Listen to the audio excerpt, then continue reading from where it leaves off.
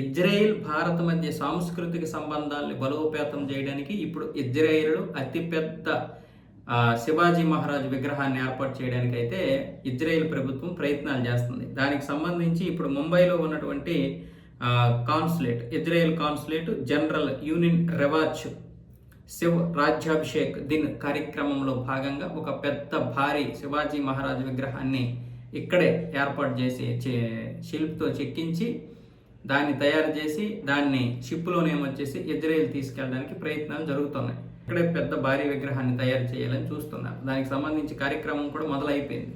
అయితే ఇజ్రాయిల్లో ఏ నగరంలో ఏర్పాటు చేయాలనేది త్వరలోనే చెప్తామని చెప్తున్నారు. అయితే ఇజ్రాయిల్కి మనకి చాలా మంచి సంబంధాలే ఉన్నాయి, ఇప్పటి నుంచి కాదు. అంటే స్వతంత్రాలు వచ్చిన తర్వాత నుంచి మాత్రమే కాదు, అంతకు ముందు నుంచి కూడా మన రాజుల కాలం నుంచే ఇజ్రాయిలీలు మన దేశంలో సురక్షితంగా ఉన్నారు.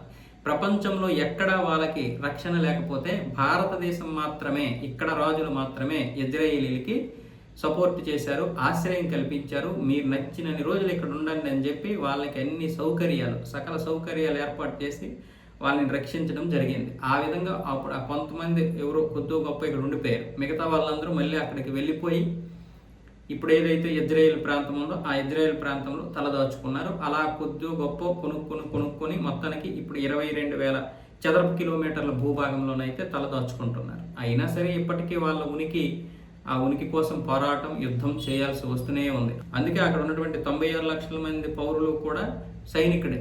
ప్రతి ఒక్కరు సైనికులుగానే ఉంటారు. ప్రతి ఒక్కరి దగ్గర గన్ ఉంటుంది, ఎప్పటికీ గన్ ఉంటుంది. అంటే యుద్ధం చేయాలి అంటే ప్రతి ఒక్కరు దూకేస్తారు. నువ్వు ఎవరైతే సెలెక్ట్ చేశారో అలా ఉండదు.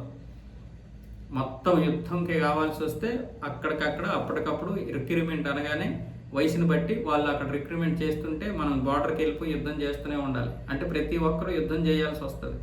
జనాభా తక్కువ, యుద్ధాలు ఎక్కువ, అందుకు అందరూ పౌరులు అక్కడికి చేయాలి. అలాగే రష్యా కూడా అంతే. ఇప్పుడు రష్యాలో కూడా ప్రతి ఒక్కరూ యుద్ధంలో చేరాలని ఒక కండిషన్ తీసుకొస్తున్నారు. ఎందుకంటే ఉన్నది 14 కోట్లు. అక్కడ కూడా ఎప్పుడు ఉక్రెయిన్ తోటో లేకపోతే యూరోప్ దేశాలతోటో ఏదో ఒక యుద్ధం చేయాల్సి వస్తుంది.